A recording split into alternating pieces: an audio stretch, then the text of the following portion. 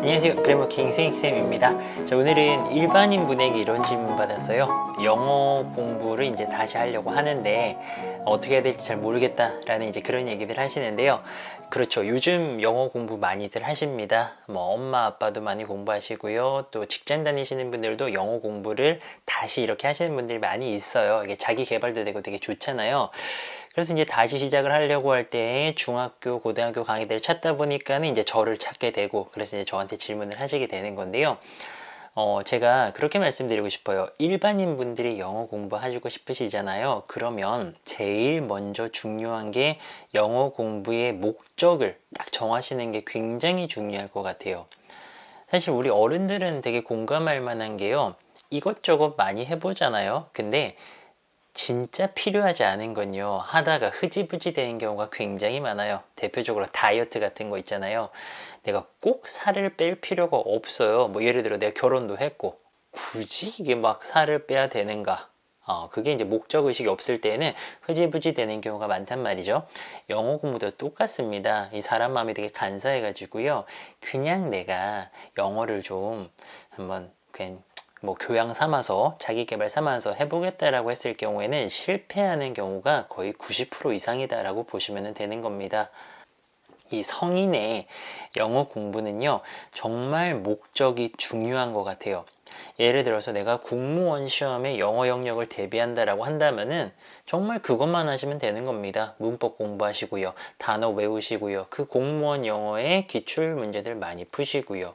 그럴 때는 뭐 회화 같은 것들은 또 필요가 없어지는 거고요. 또 예를 들어서 그런 것도 있잖아요. 내가 정말 회화가 필요하다, 이 지금 프리 토킹이라 그러잖아요. 그게 돼야 되는 겁니다. 그러면은 이때는 또 회화를 해야죠. 그러려면 뭐 회화 학원을 가는 것도 좋지만, 사실 저는 그런 것들보다는 영화나 미드 같은 거를 하나를 딱 잡아가지고요, 100번 듣고 100번 말하는 거, 요런 거 이제 참 많이들 요즘 책이나 강의 같은 데서 말씀들 많이 하세요. 영어 잘하고 싶을 때, 회화 잘하고 싶을 때 하나의 영화나 미드 같은 것을 100번 듣고 100번 말하는 거, 요런 것들, 요거 이제 회화 잘하고 싶을 때는 또 쓰시면 되는 거고요. 원서 같은 거 읽고 싶다, 그건 좀 필요한 게 많죠. 원서 같은 걸 읽으려면은 기본적으로 이제 독해가 다 돼야 되는 거잖아요. 그럼 단어도 외워야 되고요, 또 문장 같은 것들도 익히기 위해서 문법도 좀 알아야 되고요.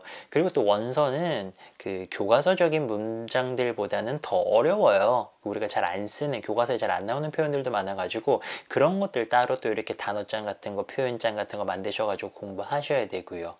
그리고 토익 같은 거 공인 점수 필요한 분들도 많이 계시잖아요. 그런 분들은 또 그것만 집중적으로 해야지만이, 그래야 이제 공부가 됩니다. 중고등학생들이 이런 걱정을 할 필요가 없어요.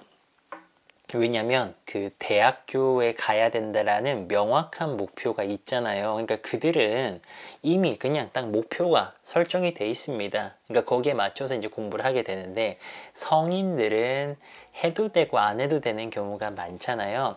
그래서 우리 일반인 분들이 영어 공부를 하신다라고 한다면은 일단 목표를 정확하게 잡아주세요.